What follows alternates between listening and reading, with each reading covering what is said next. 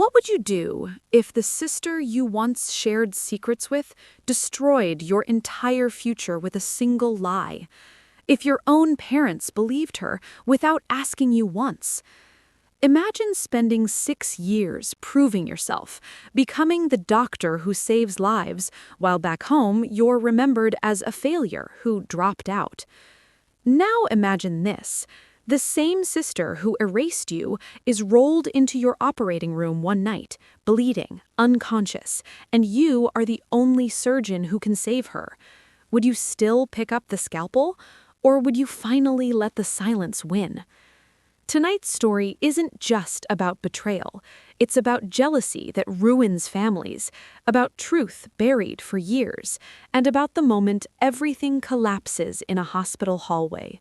Stay with me, because what happened next exposed a lie that lasted nearly a decade and changed this family forever.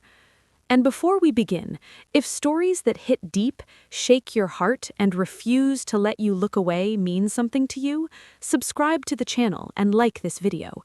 Your love keeps these untold stories alive. Now take a deep breath, because this one will stay with you long after it ends.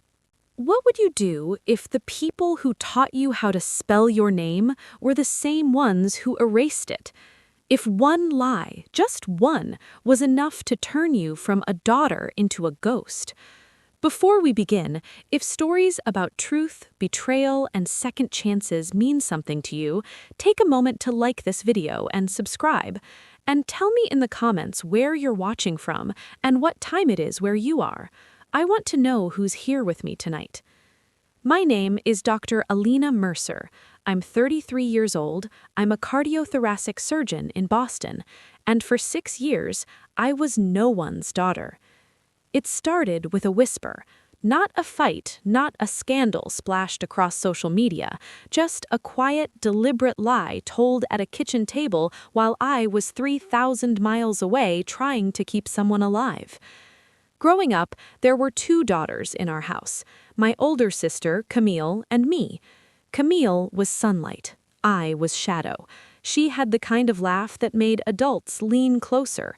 Teachers adored her. Neighbors remembered her birthdays. My parents built their pride around her like scaffolding. I was the quiet one, the kid who read medical journals at 14, the one who corrected anatomy diagrams in textbooks for fun. I wasn't difficult, I wasn't dramatic, I was simply less interesting.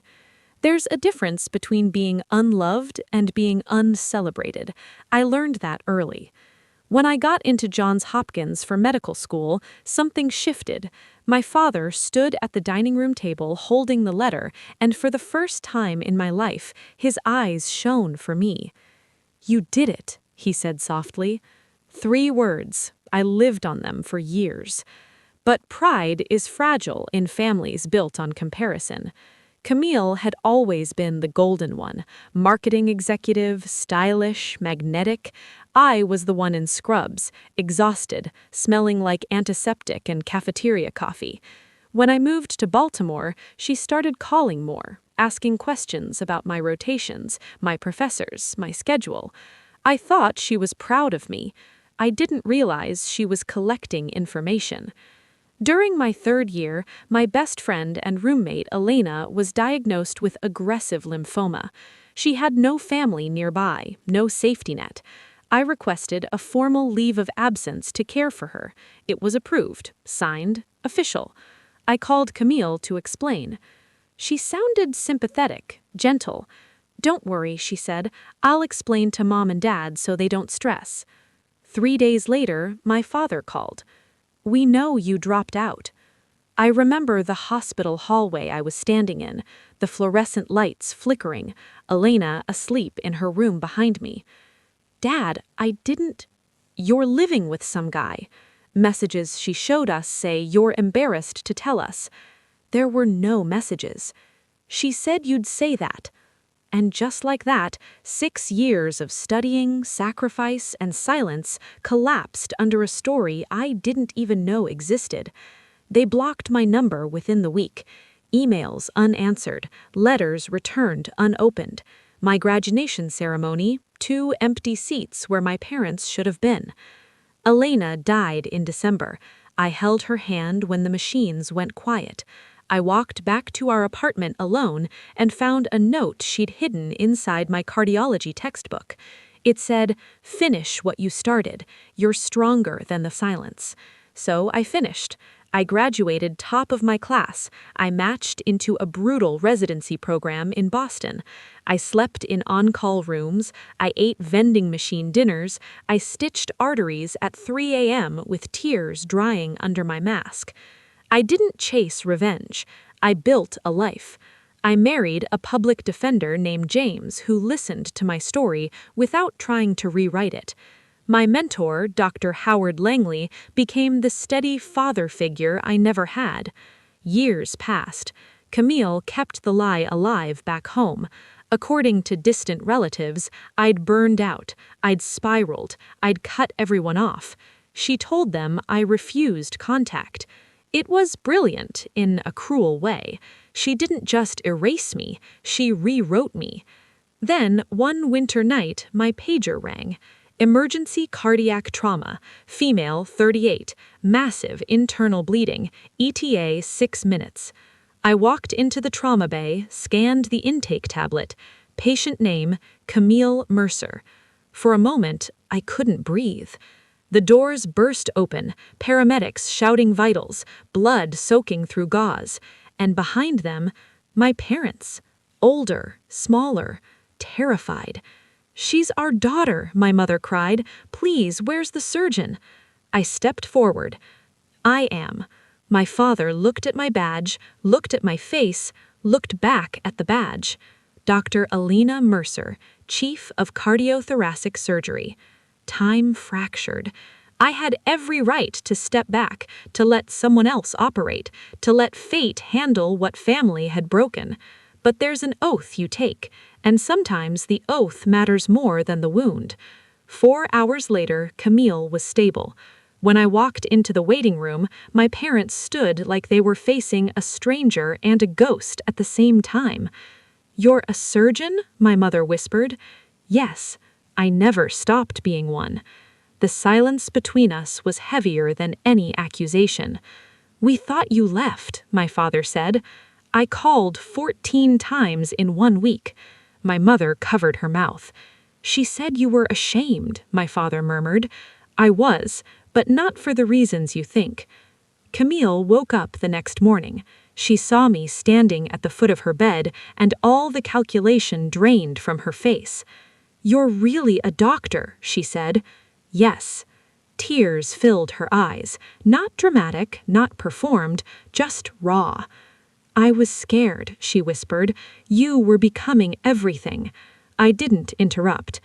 I couldn't stand being second. There it was, not malice, not evil, just insecurity sharpened into cruelty. It doesn't excuse it, but it explains it. The truth unraveled quickly after that. Emails resurfaced, proof I saved. A therapist my parents reluctantly began seeing asked one devastating question. "Why didn't you verify the story?" Because it was easier to believe I'd failed than to imagine Camille had lied. That was the real wound. Months later, I stood at a medical awards ceremony accepting Surgeon of the Year. My parents sat in the back row, hands folded, watching. I didn't mention them in my speech. I said, "Sometimes the people who break you are the same ones who taught you how to stand, and sometimes you have to become strong enough that you no longer need their approval to survive." Afterwards, my father approached me. "He don't expect forgiveness," he said. "Good," I replied gently, "because forgiveness isn't the starting point. Accountability is. We're rebuilding now, slowly, carefully, therapy sessions, awkward dinners, real conversations instead of rehearsed ones." Camille sent an email to every relative correcting the lie. No drama, just truth. Trust doesn't grow back overnight, but it grows. And here's what I've learned. The truth doesn't need you to scream it, it just needs you to live long enough for it to surface. I didn't win by exposing her. I won by becoming undeniable. If you're listening to this and you've ever been misunderstood, misrepresented, or erased by someone you loved, hear me. Build anyway. Succeed anyway. Heal anyway. And when they finally turn around and see who you became without them, let them knock. You decide whether the door opens. So tell me, if you were in my place, would you have saved her? Would you have opened that door again? Let me know in the comments. And if this story stayed with you, if it made something in your chest ache a little, subscribe. There are more stories like this. Stories about loss, truth, survival, and the quiet power of choosing who you become. Thank you for listening. I'll see you in the next one.